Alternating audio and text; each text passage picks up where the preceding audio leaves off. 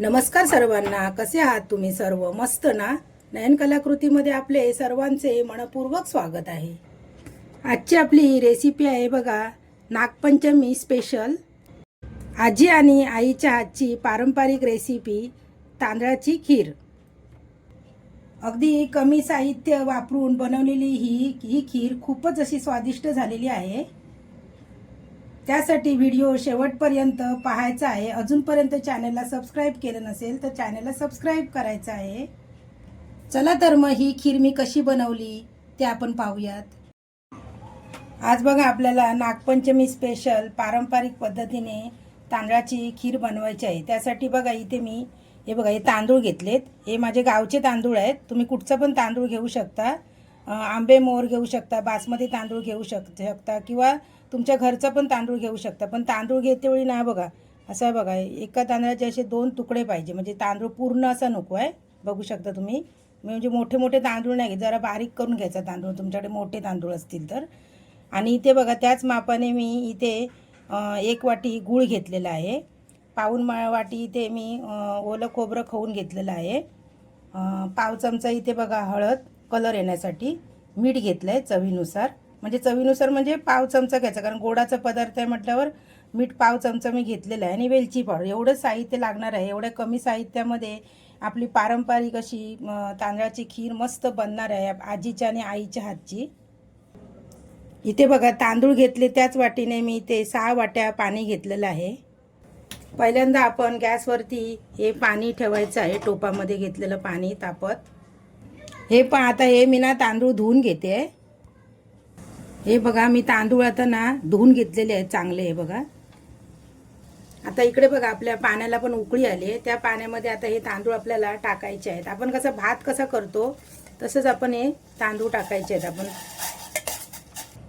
हे तांदूळ घातल्यानंतर आपण असं चमच्याने काविलतेने असं चांगलं असं ढवळून घ्यायचं, नाही तर खाली असा बसेल तो तांदूळ। हे बघा प्रत्येकाकडे कशी अशी तांदळाची खीर बनवण्याची पद्धत वेगवेगळी आहे। आता आमच्या गावाला ही अशी पद्धत आहे, नागपंचमीला आमच्याकडे तांदळाची खीर बनवतात, किंवा मग गणपतीच्या दिवशी उंदरपी असते ना त्या दिवशी खीर बनवतात अशी तांदळाची।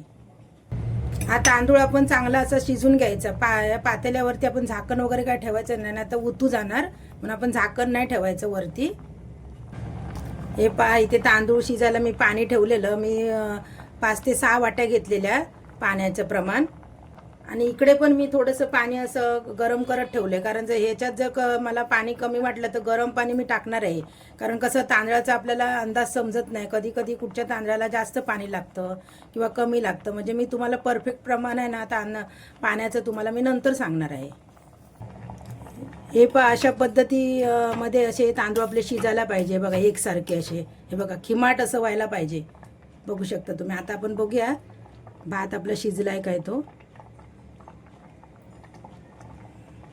हां हे बघा शिजत आलाय भात। हे बघा 2 मिनटं फक्त थांबते मी। आता मी ना त्यामध्ये थोडंसं पाणी आहे ना ॲड करते बघ, गरम करत ठेवलेलं ना पाणी, ते परत मी ना 1 वाटी त्यामध्ये ॲड करते पाणी। 2 वाट्या ठेवलेल्या 1 वाटी ॲड करते पाणी, कारण आपल्याला ही खीर आहे ना अशी जास्त अशी घट्ट नाही बनवायची, म्हणजे पातळच बनवायची। नंतर ती ना थंड वगैरे झाली ना मग ती एकदम अशी घट्ट होते। आता आपण त्यामध्ये बघा गूळ घालून घेऊया। 1 वाटी मी गूळ घेतलेला, गोळाचं प्रमाण तुम्ही कमी जास्त करू शकता। गूळ घातल्यानंतर आपण असं ढवळून घ्यायचं आहे बघा।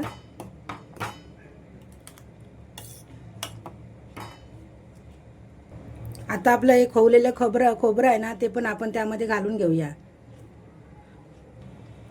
खोबरं घातल्यानंतर आपण थोडंसं असं परत असं व्यवस्थित ढवळून घ्यायचं। आता आपण त्यामध्ये बघा मीठ आणि हळद घालून घेऊया, परत असं मिक्स करून घ्यायचं आहे। आणि हळद आहे ना आपण जास्त पण नाही घालायची, नुसतं कलर येण्यासाठी। हे बघा मी बोलले ना तुम्हाला, पाव चमचा घ्या हळद। चांगली ना आपण नंतर सगळी ढवळायची, सर्व साहित्य टाकल्यानंतर ना आपण असं ना ढवळून घ्यायचं, कारण कसं खाली गुळबीळ राहण्याची शक्यता असते असं, म्हणून ते गुळ आपलं व्यवस्थित असा चांगला वितळायला पाहिजे। आता आपण त्यामध्ये बघा वेलची पावडर टाकून घेऊया। वेलची पावडर टाकल्यानंतर आपण असं चांगलं परत असं मिक्स करून घ्यायचं आहे बघा। आता मी बघा गॅस बंद करते. खीर आपली तयार झालेली आहे बघा. अशा पद्धतीमध्ये आपण खीर बनवायची आहे. ही बघा जास्त अशी पातळ नाही करायची. आता मी ना ही खीर हे बघा या बाउलमध्ये काढून घेते. हे बघा यामध्ये मी ड्रायफ्रूट्स वगैरे तूप वगैरे काहीच टाकलेलं नाही. एकदम साध्या पद्धतीने पारंपरिक पद्धतीने ही मी खीर नागपंचमीसाठी केलेली आहे बघा. नागपंचमी स्पेशल पारंपरिक पद्धतीने केलेली तांदळाची खीर. हा जर व्हिडिओ तुम्हाला आवडला असेल तर एक लाईक जरूर करा. अजूनपर्यंत चॅनलला सबस्क्राईब केलं नसेल तर चॅनलला सबस्क्राईब करा. संपूर्ण व्हिडिओ पाहिल्याबद्दल मनापासून धन्यवाद.